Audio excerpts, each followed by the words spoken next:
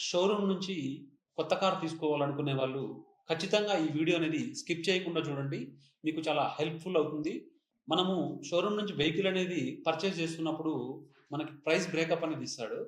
So, దాంట్లో ఏంటంటే మనకి ex showroom price, RTA charges, insurance amount.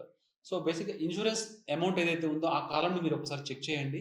So, చాలామంది ఏం చేస్తారంటే మనం కార్ కొంటున్నామన్న ఆనందంలో ఇవేవి పట్టించుకోకుండా ఎంతవుతుంది అనే కాన్సెప్ట్‌తోనే వెళ్తారు.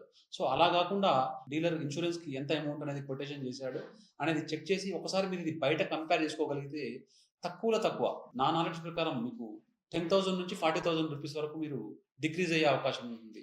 అండ్ వన్ మోర్ థింగ్ ఏంటంటే మీరు ఎప్పుడైతే మీరు ఇన్స్యూరెన్స్ బయట తీసుకుంటాను అని మీరు డీలర్‌కి చెప్తారో సో, అప్పుడు వాళ్ళు ఏం చేస్తారంటే మిమ్మల్ని మానిప్యులేట్ చేయడం లేదా భయపెట్టడం జరుగుతుంది. ఏంటంటే సో, ఈ ఇన్స్యూరెన్స్ అనేది మీరు బయట నుంచి తీసుకుంటే సో, మా దగ్గర క్లెయిమ్ కాదు అనేది భయపెడతారు. సో, బేసిక్‌గా మీ అందరికి చెప్పాల్సిన ఒక ఇంపార్టెంట్ విషయం ఏంటంటే, మనకి డీలర్‌కి సెపరేట్‌గా ఇన్స్యూరెన్స్ కంపెనీ అంటూ ఏముండదు.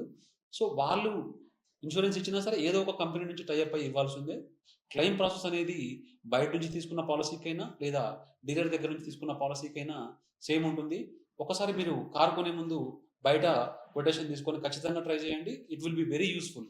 సో, మీకు ఇన్స్యూరెన్స్ రిలేటెడ్ కొటేషన్ కావాలంటే కింద స్క్రోల్ చేస్తున్న మన నంబర్‌కి మెసేజ్ పెట్టినా లేదా మన ఆఫీస్ వచ్చేసి Chaitanyapuri, ICICI bank building back side NSL residency flat number GF 4 office visit అయినా లేదా కింద స్క్రోల్ అవుతున్న నంబర్‌కి మీరు కాల్ చేసినా సరే మీకు చాలా యూజ్‌ఫుల్ అవుతుంది.